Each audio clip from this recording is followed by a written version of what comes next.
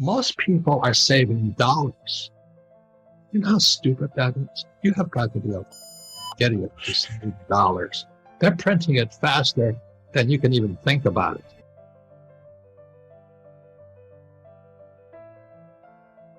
My poor dad always said to me, go to school and get a high-paying job. That's not wealth. That's a job. You can get fired, you know. And then my rich dad always says, work for assets.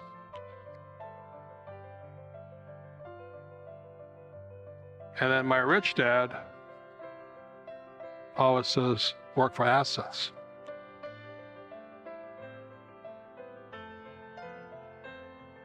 So there's basically 4 asset classes that makes a person rich, and there's lots of more, the subheadings and all this. But number 1 is a business. The richest young guys today start companies. It's called Facebook, Google, Apple, stuff like that, you know. A very important diagram my rich dad showed me when I was a little boy was a diagram known as a cash flow quadrant. And the quadrant is made up of the 4 different people who make up the world of business. So my rich dad said, in the world of business, there's E's, and E's stand for employees. An employee, he says, you can always tell who they are by their core values. And what the employee, whether the president or the janitor of a company, will always say the same words. The words are, I'm looking for a safe, secure job with benefits. That's what makes them an employee, because their core values are security. The other one of the 4 is the S, or the small business owner or the self-employed. And again, their core values will cause them to use the same words, which are, if you want it done right, do it by yourself. S means they're also solo. They're generally one-person act, or operate by themselves. On the right side of the quadrant are the B's. And what Rich Dad said the B stood for was big business, or like Bill Gates. Forbes defines big business as 500 employees or more. And their words are different.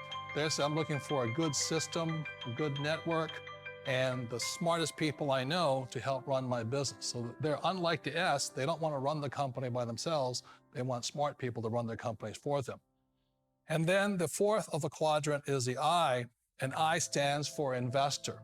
These are people who have money work hard for them. These people are people who have people work hard for them. And these are the people that work hard for the rich here.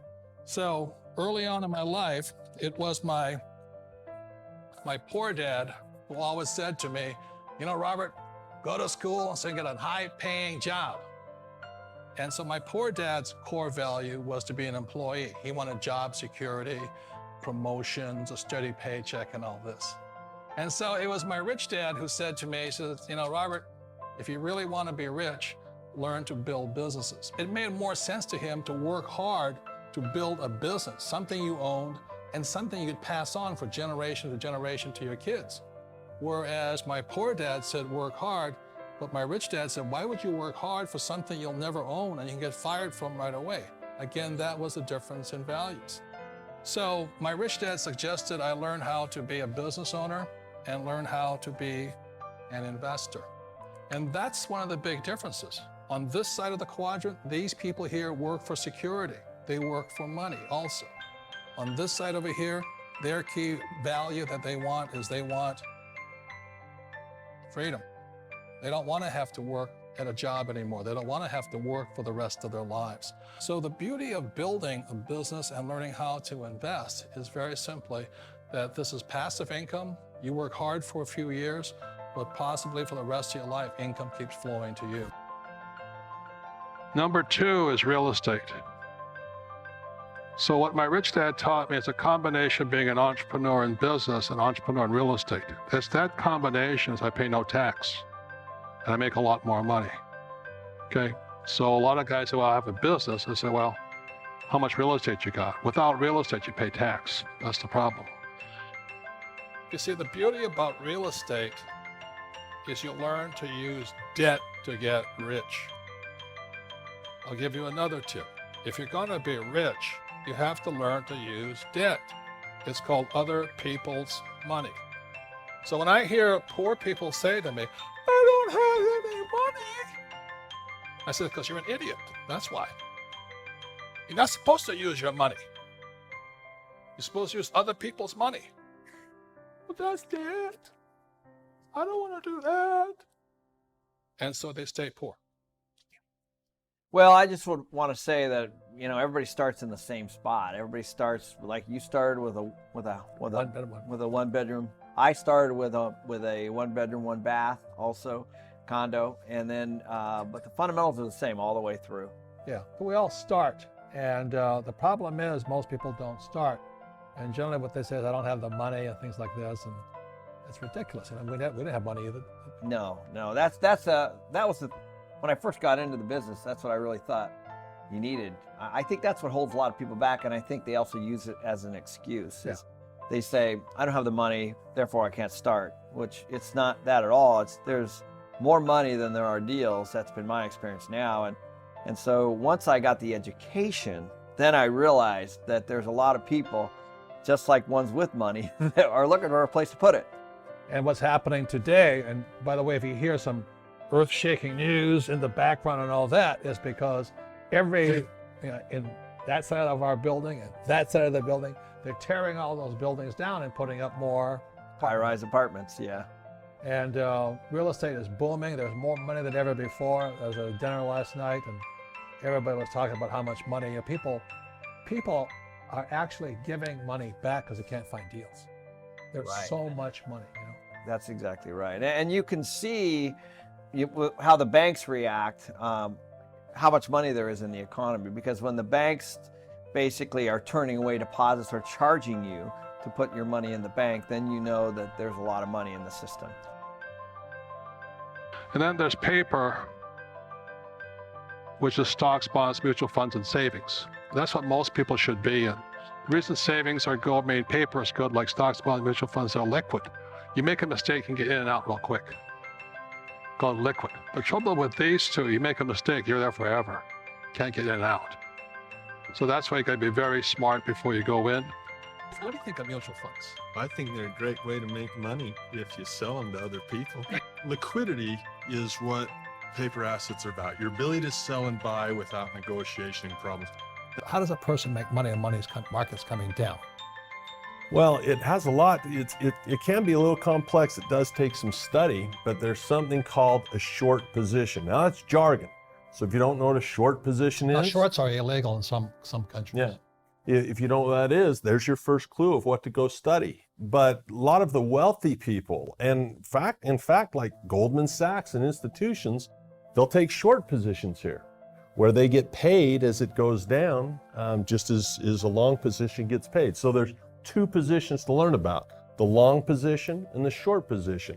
Since both happen, it would make sense to me that a person would learn both if you're going to see both in the market. In other words, options, right? Yeah, and options is a great place for cash flow. One of the best opportunities to make money in the world is insurance. You sell a premium and people pay you insurance.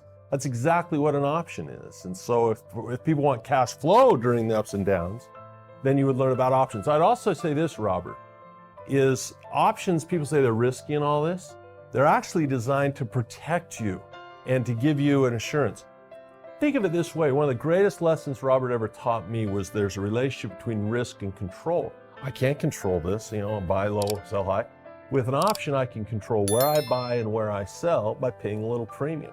So it actually brings that control to the market, gives me opportunity not only for cash flow, but maybe more importantly for protection. You have insurance on your real estate, right? It's the same thing. And the last is commodities. And, that's why I own oil.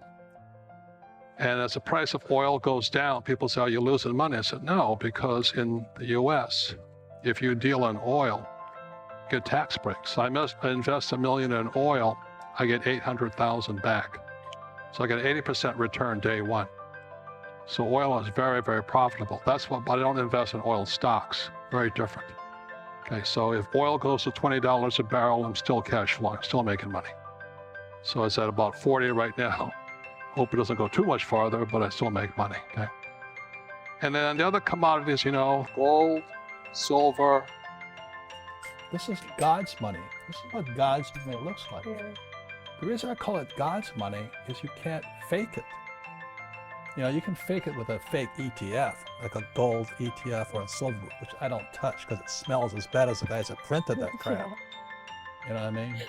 Jesus. But this is real money. So you look at this here. When I first started buying that, that was $1.40. Yeah. Today, that's $16. And this here is oro, gold. And the reason we brought it in is most people haven't seen or touched. This is real. This is God's money. Why did I say it's God's money? Because it was here when the earth was created. Yeah. And it'll be here when we're all dead and gone. When you're saving those fake dollars, this will still be here. Yeah. Or those fake ETFs or those fake stocks. So I would recommend you guys buy this stuff. Yeah. Don't save money. Don't save government money, because they're corrupt as hell, as you know. Yeah. Save God's money. So this is demand for silver. It keeps getting higher. Look at this, the global government silver inventories. It's going down. So what's happening is the inventories of this is going up because China's buying it, Russia's buying it, Turkey's buying it. Everybody's buying gold now. The central banks are. They don't tell you that it's gold, though, of course not. No, you don't. And so what's happening, the silver is going down in quantity because they burn it up in industry. It's always disappearing, where this is saved. Okay. So I think silver is such a great opportunity for your generation. But number one is a business. Number two is real estate. And then there's paper, which is stocks, bonds, mutual funds, and savings. And the last is commodities. And, you know, that's why I own oil.